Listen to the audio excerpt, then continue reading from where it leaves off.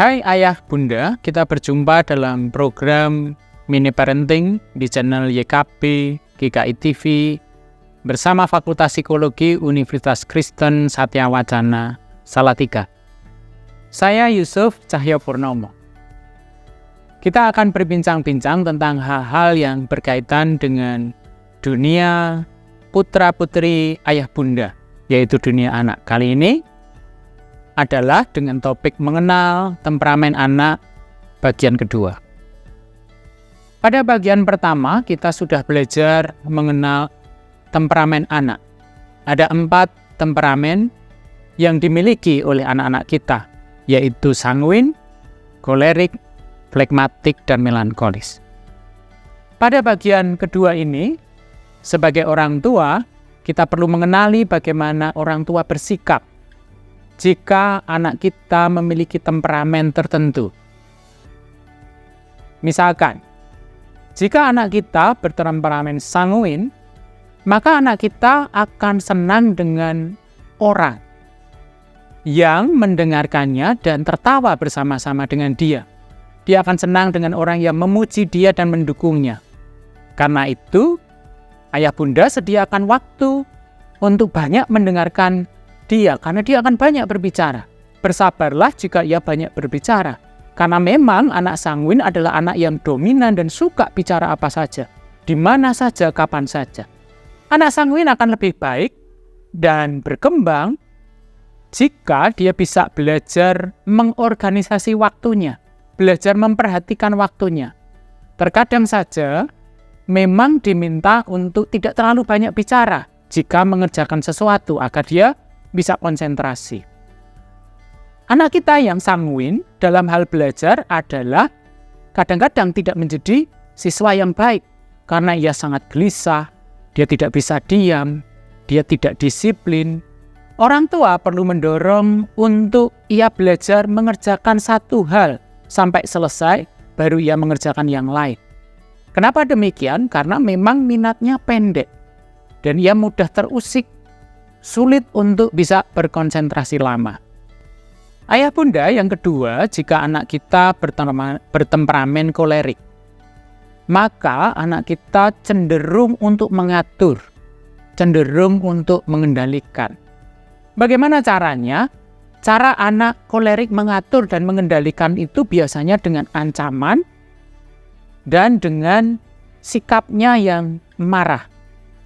Jadi sebagai orang tua, kita tidak perlu bernada tinggi atau bersuara tinggi kepadanya, karena nada tinggi itu akan disambut dia juga dengan teriakan, perdebatan, dan itulah yang cenderung dilakukan oleh anak-anak dengan temperamen kolerik.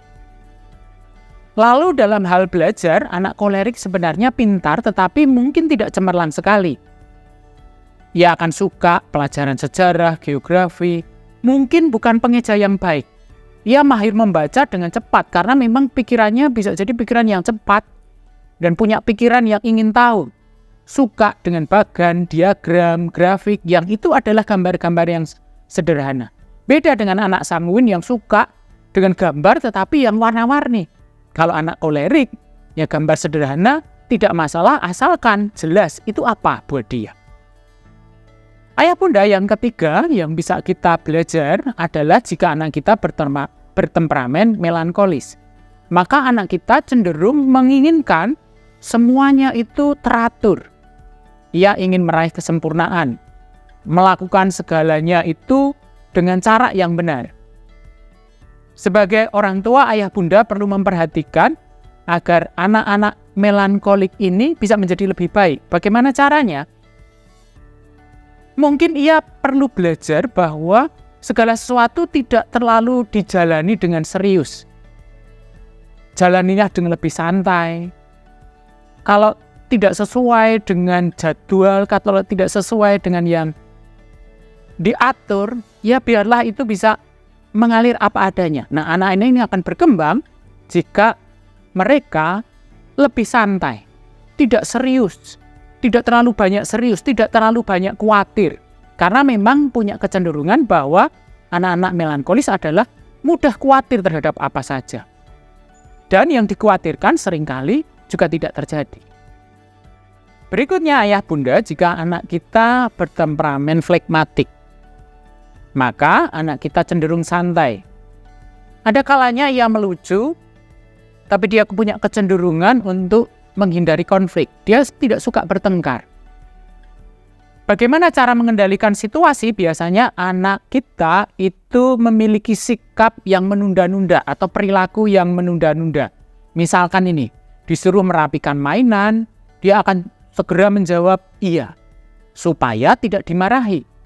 Tetapi sebenarnya agar tidak konflik itu ya dia menjawab iya, tetapi kemudian tidak merapikan barang-barangnya dan dia menunda-nunda. Nah, ini yang perlu ayah bunda perhatikan. Lebih banyak untuk mengingatkan agar dia tidak menunda-nunda itu adalah salah satu hal yang ayah bunda bisa lakukan.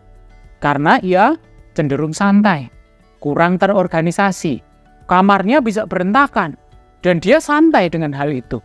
Maka orang tua, ayah bunda harus lebih ekstra untuk menanamkan disiplin, tanggung jawab. Barang-barang tidak boleh dibiarkan dengan santai di sembarang tempat misalnya. Dia perlu disiplin terkait dengan barang-barang dia. Dia perlu bertanggung jawab dengan barang-barang dia, mengembalikan pada tempatnya. Inilah ciri-ciri dari anak dengan kepribadian flegmatik. Sebagai penutup, akhirnya ayah bunda, anak kita memiliki temperamen yang berbeda-beda. Mereka memiliki kekuatan, mereka juga memiliki kelemahan. Dengan memahami kelebihan dan kelemahan itu akan menolong ayah bunda untuk tahu bagaimana cara memperlakukan mereka dengan tepat, dengan memperhatikan sesuai dengan temperamen masing-masing. Terima kasih telah bergabung dengan program Mini Parenting. Silakan like dan subscribe channel ini, dan ayah bunda jangan lupa share juga kepada orang tua yang lainnya.